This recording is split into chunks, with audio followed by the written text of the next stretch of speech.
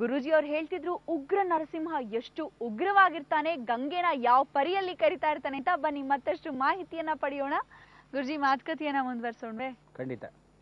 ವೀಕ್ಷಕರೇ, ನಿಮ್ಮಲ್ಲಿ ಈ ಹಿರಣ್ಯಕಶಿಪುನ ಸಾಯಿಸಿದಾಗ ಎಷ್ಟೋ ಜನಕ್ಕೆ ಗೊತ್ತಿಲ್ಲ, ಅವನಿಗೆ ಬಹಳ ಕೋಪ ಬಂದಿತ್ತು. ಅಂತ ಒಂದು ಕೋಪದಲ್ಲಿ ರಕ್ತ ಎಲ್ಲ ಪೂರ್ತಿಯಾಗಿ ನೆಂದು ಹೋಗಿದ್ದ. ಕೈಯಲ್ಲೆಲ್ಲ ಉಗ್ರ ನಾರಸಿಂಹ ಅಂತ ಅವ್ನಿಗೆ ಯಾಕೆ ಹೆಸರು ಬಂತು? ಆ ಉಗ್ರಗಳು ಅವನು ಹಾಕಿ ಆ ಕರಳನ್ನು ಕಿತ್ತು ಹೀಗೆ ಹಾಕ್ಕೊಂಡು ಹಾರವಾಗಿ ಎಷ್ಟು ಉಗ್ರತನೆಯಿಂದ ಇದ್ದ ಅಂತೀರ. ಇಂಥ ಒಂದು ಉಗ್ರತನೆಯನ್ನು ಇಟ್ಕೊಂಡಿರ್ತಕ್ಕಂಥ ಅವನಿಗೆ ಅಂಥ ಒಂದು ಶಾಂತಿ ನೆಮ್ಮದಿ ಹೇಗೆ ಸಿಗುತ್ತೆ? ಗಂಗೆಯನ್ನು ಕಳಿಸಿ ಅಂತ ಹೇಳಿ ದೇವತೆಗಳೆಲ್ಲ ಸ್ಮರಣೆ ಮಾಡಿಕೊಂಡ್ರು. ಆಗ ಪ್ರಹ್ಲಾದನು ಅಲ್ಲೇ ಕೂತ್ಕೊಂಡು 10 ಶ್ಲೋಕಗಳನ್ನು ಹಾಡಿದ. ಅಷ್ಟೆಲ್ಲ ಶ್ಲೋಕಗಳು ಹಾಡಿದ್ರೂ ಸಹ ಶಾಂತಿ ವಾತಾವರಣ ಅವನಿಗೆ ಬರಲಿಲ್ಲ.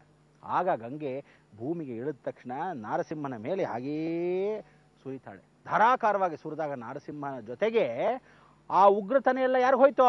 ಅವಳಿಗೆ ಹೊಟ್ಟೋಯ್ತೋ. ಅದಕ್ಕೋಸ್ಕರ ಅವಳ ರಭಸ ಇನ್ನಷ್ಟು ವೇಗವಾಗೋಯ್ತು. ಇಂಥ ಒಂದು ರಭಸದಿಂದ ಬಂದಿರತಕ್ಕಂಥ ಉಗ್ರ ನಾರಸಿಂಹನ ಕ್ಷೇತ್ರದ ಮಹಿಮೆ ಸಾಕಷ್ಟು. ಅದಕ್ಕೋಸ್ಕರ ಅವಳು ಏನಾದ್ಲು? ಕೆಂಪಾಗ್ತಾ ಬಂದ್ಲು. ಇವನು ಕೋಪಗೊಂಡು, ಗಂಗೆ ನನಗೆ ಸರಿಯಾಗಿ ನೀನು ಬರ್ತಾ ಇಲ್ಲ ಅಂತ ಹೀಗೆ ಹೊಡಿತಾನೆ. ಹೊಡೆದಾಗ ನೋಡಬೇಕು, ಆ ಬೆಟ್ಟ ಸೀಳು ಹೋಗಿದೆ. ಇವತ್ತಿನ ದಿವಸ ನೀವು ಆ ಬೆಟ್ಟ ಸೀಳು ಹೋದಾಗ ಏನು ಇಷ್ಟು ದೊಡ್ಡ ಗುಹೆ ಆಕಾರದಲ್ಲಿದೆಯಲ್ಲ ಅಂದ್ಕೊಂಡ್ಕೋಬೋದು. ಆದರೆ ಗಮನ ಇರಬೇಕು ನಿಮಗೆ. ಏನೋ ಅವನು 3000 ಅಡಿ ಇದ್ದಾಗ ಅವನು ಕೆಳಗೆ ನಿಂತು ಅವನು ಹೊಡೆದ ರಭಸಕ್ಕೆ ಆ ಬಂಡೆ ಪುಡಿ ಆಗಬೇಕಾದ್ರೆ ಅವನ ಕೈ ಎಷ್ಟು ದೊಡ್ಡದಾಗಿರ್ಬೇಕು. ಅದಕ್ಕೆ ಇವತ್ತಿನ ದಿವಸ ಇಷ್ಟು ದೊಡ್ಡ ಗುಹಾಕಾರದಲ್ಲಿರ್ತಕ್ಕಂಥ ಕೆಂಪು ವಾತಾವರಣ. ಅವನು ಹೊಡೆದಿರೋದು ಇವತ್ತಿಗೂ ಆ ತೀರ್ಥ ನೋಡಿ ಮೊದಲಾಗಿ ಕೈ ತೊಳ್ಕೊಂಡ. ಹೀಗೆ ಕೈ ತೊಳ್ಕೊಂತಾನೆ, ರಕ್ತದ ಕೈ ನೀರು. ಅದಕ್ಕೋಸ್ಕರ ಆ ಕೈಯಲ್ಲಿ ರಕ್ತವನ್ನು ತೊಳೆದಿರೋದ್ರಿಂದ ಇವತ್ತಿಗೂ ಆ ತೀರ್ಥ ನೋಡಿ ಎಷ್ಟು ಕೆಂಪಾಗಿದೆ. ಅದಕ್ಕೋಸ್ಕರ ಕೈಯಲ್ಲಿ ತಗೊಂಡ ತಕ್ಷಣ ನೀರಾಗಿ ಕಾಣುತ್ತೆ. ತದನಂತರ ವಾಸನೆ ನೋಡಿದ್ರೆ ರಕ್ತದ ವಾಸನೆ, ಕುಡಿದಾಗ ಸಿಹಿಯಾಗಿರುತ್ತೆ. ಇದಕ್ಕೆ ಪ್ರಕೃತಿ ವಾತಾವರಣದಲ್ಲಿ ಕಲ್ಮಶವಾಗದಿರತಕ್ಕಂಥದ್ದು ಏನು? ದೈವ ಸಾನ್ನಿಧ್ಯ ಅಂತ. ಅದಕ್ಕೆ ಇಂಥ ಒಂದು ನಾರಸಿಂಹನ ಈ ಕ್ಷೇತ್ರದಲ್ಲಿ ಇವನು ಇಷ್ಟು ಮೇಲೆ ಎತ್ತರ ಸ್ಥಾನದಲ್ಲಿ ಒಂದು ವಿಗ್ರಹ ಪ್ರತಿಷ್ಠಾಪನೆ ಆಗಿರ್ತಕ್ಕಂಥದ್ದು ತನ್ನಾಗೆ ತಾನೇ ಉದ್ಭವವಾಗಿರ್ತಕ್ಕಂಥ ನಾರಸಿಂಹನೇ ಜ್ವಾಲಾ ನರಸಿಂಹ. ಅದಕ್ಕೋಸ್ಕರ ಇವತ್ತಿನ ದಿವಸದ ನರಸಿಂಹನ ಮೊದಲನೇ ಅಧ್ಯಾಯ ಪ್ರಾರಂಭಿಸ್ತೀವಿ, ಜ್ವಾಲಾ ನರಸಿಂಹ. ಇಂಥ ಒಂದು ಜ್ವಾಲಾ ನರಸಿಂಹ ಉಗ್ರತನೆಯಿಂದಿದ್ದಾಗ ಆ ಜ್ವಾಲಾ ನರಸಿಂಹನು ಹಿರಣ್ಯಕಶಿಪುನ ವಧ ಮಾಡ್ತಿರೋದು ಇವತ್ತಿಗೂ ನೀವು ಆ ಗಂಗೆಯಲ್ಲಿ ನೋಡ್ಬೋದು. ನೀರು ತೊಟಕ್ತಾ ಇರುತ್ತೆ. ಆ ನರಸಿಂಹನ ಮೇಲೆ, ವಿಗ್ರಹದ ಮೇಲೆ ಮಾತ್ರ ನೀರು ತೊಟಕ್ಸತ್ತೆ. ಅದಕ್ಕೋಸ್ಕರ ಅಲ್ಲೆಲ್ಲ ಪಾಚಿ ಕಟ್ಟಿದೆ. ಅಂದರೆ ಏನು? ಅವನ ಉಗ್ರತನೆಯನ್ನು ಶಾಂತಿ ಮಾಡೋಕ್ಕೆ ಆ ಗ್ರಹದಲ್ಲಿ ಗಂಗೆ ಬಹಳ ಪವಿತ್ರವಾಗಿ, ಅವಳ ಪಾತ್ರ ಬಹಳ ದೊಡ್ಡದು. ಅವಳು ಹರಿತಾ ಇದ್ಲು ಆ ವೇಗದಲ್ಲಿ ಹರ್ಕೊಂಡು ಹೋಗ್ತಾ ಇದ್ದಾಗ, ಧುಮುಕಿದ್ದಾಗ ನೋಡಿದ್ರ ಪಾತಾಳದಲ್ಲಿ ಎಷ್ಟು ಆಳವಾಗಿದೆ ನೋಡಿ ಒಂದ್ಸೂರೆ. ಅಷ್ಟು ಪಾತಾಳದಲ್ಲಿಂದ ಹಿಡಿದು ಅವಳು ರಭಸವಾಗಿ ಹೋದಾಗ ಬೆಟ್ಟವನ್ನೇನು ಮಾಡಿದ್ಲು? 2 ಭಾಗ ತಿಳಿದ್ಬಿಟ್ಲು. ಒಂದು ದೈವಾನುಗ್ರಹದಲ್ಲಿ ಗರುಡಾದ್ರಿ ಆಯಿತು, ಒಂದು ವೃಷಭಾದ್ರಿ ಆಯಿತು. ಎರಡೂ ಗರುಡಾದ್ರಿ ವೃಷಭಾದ್ರಿ ಬೇರೆ ಬೇರೆ ಆದಾಗ ದೇವನಾಗ್ರಿಯಾಗಿ ಬೆಟ್ಟಗಳು ಸೀಳು ಹೋಯಿತು. ಅಲ್ಲಿ ಇರತಕ್ಕಂಥ ಕ್ಷೇತ್ರ ಪಾಲಕನು ಯಾರೋ? ಸಾಕ್ಷಾತ್ ಕಾಳಭೈರವ. ಅದಕ್ಕೋಸ್ಕರ ಇವತ್ತೂ ಕಾಳಭೈರವನಾಗಿರ್ತಕ್ಕಂಥ ಮಹಾಕ್ಷೇತ್ರ ಪಾಲಕನು ಇದೇ ಮಹಾಕ್ಷೇತ್ರ. ಅದಕ್ಕೆ ಎಲ್ಲೂ ವೈಷ್ಣವ ಸಂಪ್ರದಾಯದಲ್ಲಿ ಕಾಳಭೈರವನು ಈಶ್ವರನ ಅಂಶದಲ್ಲಿರ್ತಕ್ಕಂಥ ರುದ್ರ ಸಂಭೂತನು ಪ್ರಹ್ಲಾದನ ಅಣ್ಣ ತಮ್ಮಂದ್ರ ವಾತಾವರಣದಲ್ಲಿ ಹುಟ್ಟಿರೋ ರುದ್ರ ದೇವತೆಗಳು ಅಂತ ಹೇಳಿದ್ನಲ್ಲ, ಅದಕ್ಕೆ ಅವನು ಪ್ರತಿಷ್ಠಾಪನೆ ಆಗಿರ್ತಕ್ಕಂಥ ಮಹಾಕ್ಷೇತ್ರ. ಅಲ್ಲಿ ಆ ಕಾಳಭೈರವ ಕ್ಷೇತ್ರ ಪಾಲಕನಾಗಿರೋದ್ರಿಂದ ಅವನು ನೋಡ್ತಾನೆ, ಏ ಗಂಗೆ, ಇಲ್ಲಿ ಇಷ್ಟು ರಭಸವಾಗಿ ಹರಿಬಾರ್ದು, ಭೂ ಪಾತಾಳಕ್ಕೆ ನೀನು ಬರಲೇಬಾರ್ದು, ನಡಿ ಮೇಲಕ್ಕೆ ಅಂತಾನೆ. ಅವಳು ಆ ರಭಸದಿಂದ ಕೇಳೋದೇ ಇಲ್ಲ ಮಾತು, ಇನ್ನೂ ನುಗ್ಗುತ್ತಾಳೆ. ಆಗ ಮೂಲ ಮಂತ್ರ ಕಾಳಭೈರವನಿಗೆ ಆ ಉಗ್ರತನೆ ಬಂದು ಏನು ಮಾಡ್ದ? ಗಂಗೆ ತಲೆಯನ್ನು ಕಡ್ದಾಕ್ಷಣಕ್ಕೆ ನೀವು ನೋಡ್ಬೋದು, ಇವತ್ತು ಪಾತಾಳ ಒಳಭಾಗದಲ್ಲಿ ಹೋಗ್ತಾ ಇರೋ ಗಂಗೆ ಬೇರೆ, ಮೇಲ್ಭಾಗದಲ್ಲಿ ಹರಿತಾ ಇರೋ ಗಂಗೆ ಬೇರೆ. ಈ ತಲೆ ಕತ್ತರಿಸಿ ಮೇಲ್ಕ್ಕೆ ಹೋಗಿರೋದ್ರಿಂದ ಅಲ್ಲೊಂದು ಜಲಪಾತ, ಕೆಳಭಾಗದಲ್ಲಿ ಪಾತಾಳಕ್ಕೆ ಅಂತರ್ಗಂಗೆ ಹೋಗಿದ್ದ, ಅವನು ಪಾದದಲ್ಲಿ ಕಾಲು ತೊಳಿತಾ ಇದ್ದಾಳೆ. 2ನೇ ಜಲಪಾತ. 2 ಜಲಪಾತಗಳಾಯಿತು ಆ ಒಂದೇ ಗಂಗೆ. ಅದಕ್ಕೆ ಒಂದು ಕೆಂಪಾಗಿ ಹರಿತಾಳೆ, ಒಂದು ಶ್ವೇತವಾಗಿ ಹರಿತಾಳೆ. ಆ ಮೇಲ್ಭಾಗ ಶ್ವೇತವಾಗಿ ಹರಿಯೋದ್ರಿಂದ ಕ್ಷಮಾಲೋಚನೆಯನ್ನು ದೇವತೆಗಳು ಕೇಳ್ಕೊತಾರೆ, ಗಂಗೆಯನ್ನು ಕ್ಷಮಿಸು ಅಂತ. ಅದಕ್ಕೋಸ್ಕರ ಇವತ್ತು ಆ ಗಂಗೆಯನ್ನು ಕ್ಷಮಿಸಿರೋದ್ರಿಂದ ಇಂಥ ಒಂದು ಕ್ಷೇತ್ರ ಮಹಿಮೆಯಲ್ಲಿ ಪರಿಪೂರ್ಣ ಆಲಿಂಗನ ಮಾಡ್ಕೊತಾನೆ. ತಲೆಯನ್ನು, ರುಂಡವನ್ನು ಎರಡನ್ನೂ ಪರಿಪೂರ್ಣವಾಗಿ ಸೇರಿಸಿರ್ತಕ್ಕಂಥ ಒಂದು ಅನುಗ್ರಹ. ಆ ದೇಹ ರುಂಡ ಎರಡೂ ಸೇರಿದಾಗ ಏನಾಯಿತು? ಪಾವಿತ್ರತೆ ಬಂತು, ಕ್ಷೇತ್ರದ ಮಹಿಮೆ ಹೆಚ್ಚಾಯಿತು. ಅದಕ್ಕೆ ಇವತ್ತು ಆ ಕ್ಷೇತ್ರದಲ್ಲಿ ಗಂಗಾಧರೇಶ್ವರನ ಮೂಲ ಮಂತ್ರ ಈ ಒಂದು ಸಾನ್ನಿಧ್ಯಕ್ಕೆ ನೀವು ಕೇಳ್ತಕ್ಕಂಥವ್ರಾಗ್ತೀರ.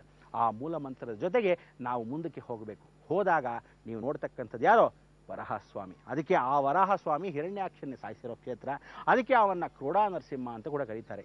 ಈ ಒಂದು ಕ್ಷೇತ್ರ ಮಹಿಮೆಯಲ್ಲಿ 2 ನಾರಸಿಂಹನು ಒಂದೇ ಸ್ಥಳದಲ್ಲಿ ಮೇಲ್ಗಡೆ ಭಾಗದಲ್ಲಿ ಕೇಳ್ತಕ್ಕಂಥದ್ದು ವರಹ ಯಾರೋ? ಆ ಅನುಗ್ರಹದೇ ರಾಹುತತ್ವ. ಮೇಲ್ಭಾಗದಲ್ಲಿ ಜ್ವಾಲಾ ನರಸಿಂಹ ಯಾರೋ? ಕುಜನಾಂಶ. ಈ 2 ತತ್ವದಲ್ಲಿ ಕುಜ ಮತ್ತು ರಾಹುವ ಸಂಧಿ ಅಂದರೆ ಅಣ್ಣ ತಮ್ಮಂದರು ಹಿರಣ್ಯಕಶಿಪು ಹಿರಣ್ಯಾಕ್ಷನ ಒಂದು ಸಂದಿಗ್ಧ ಕಾಲ. ಅದೇ ಆ ಸಂದಿಗ್ಧ ಕಾಲಕ್ಕೆ ಇವತ್ತಿನ ದಿವಸ ಜ್ವಾಲಾ ನರಸಿಂಹನ ದರ್ಶನ ಮಾಡೋಣ. ಬನ್ನಿ ವೀಕ್ಷಕರೇ.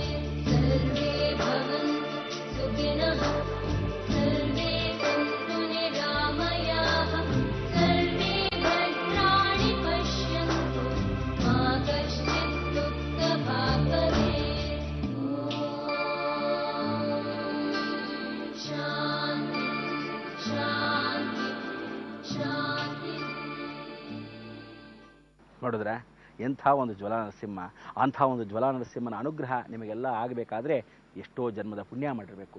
ನೀವೆಲ್ಲ ಇಷ್ಟು ಕಷ್ಟಪಟ್ಟು ಯಾರು ಈ ಕುಜ ದೋಷವನ್ನು ಪರಿಹರಿಸ್ಕೋಬೇಕು, ಆ ಕುಜ ಪ್ರಾಯಶ್ಚಿತ್ತವನ್ನು ಮಾಡ್ಕೋಬೇಕು, ಹೆಣ್ಣು ಮಕ್ಕಳಿಗೆ ಮದುವೆ ಆಗದಿರ್ತಕ್ಕಂಥವ್ರು ಸಾಕಷ್ಟು ಜನ ಒದ್ದಾಡ್ತಿರ್ತಾರೆ, ಅವರಿಗೆ ಪ್ರಾಯಶ್ಚಿತ್ತ, ಗಂಡು ಮಕ್ಕಳಿಗೆ ಕೆಲಸಗಳಿಲ್ಲ ಅಂತೀರ ಅವರಿಗೆ ಪ್ರಾಯಶ್ಚಿತ್ತ, ಗಂಡಂದ್ರೆ ನಿಮ್ಮ ಮಾತು ಕೇಳಲ್ಲ ಅಂತೀರ ಅವರಿಗೆ ಪ್ರಾಯಶ್ಚಿತ್ತ, ಹೆಂಡತಿಯರು ಜಾಡ್ ಸೋದಿತಾರೆ ಅವ್ರನ್ನಾದರೂ ಕಮ್ಮಿ ಕೋಪವನ್ನು ಕಾಣಿಸು ಅಂತ ಹೇಳಿದಾಗ ಆ ಒಂದು ಪಾತಿವ್ರತ ಧರ್ಮವನ್ನು ಪರಿಮಾಲನೆ ಮಾಡೋದು ಈ ಕುಜನಿಂದ ಮುಖಾಂತರ. ಅದಕ್ಕೆ ಕೋಪದವರಿಗಿಂತ ಉಗ್ರ ಕೋಪದಲ್ಲಿರತಕ್ಕಂಥ ನಾರಸಿಂಹನ ಹೆಚ್ಚೇ ಹೊರತು ಯಾವ ಕಾಲಕ್ಕೂ ಕಲಿಯುಗ ಅಲ್ವೇ, ಅಂಥ ಒಂದು ಕಲಿಯುಗದಲ್ಲಿ ನಾವು ಈ ಜ್ವಲ ನರಸಿಂಹನ ಜ್ವಾಲಾಮುಖಿಯಲ್ಲಿ ನೋಡ್ತಕ್ಕಂಥ ಅನುಗ್ರಹವನ್ನು ಪಡೆದಿರ್ತೀವಿ.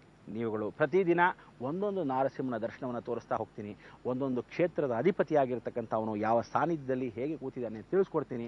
ಇದನ್ನೆಲ್ಲ ನೋಡ್ತಕ್ಕಂಥ ಅವಕಾಶ ತಮಗೆ ಮಾಡಿಕೊಡ್ತಕ್ಕಂಥದ್ದು ಈ ಒಂದು ಮಾಧ್ಯಮ.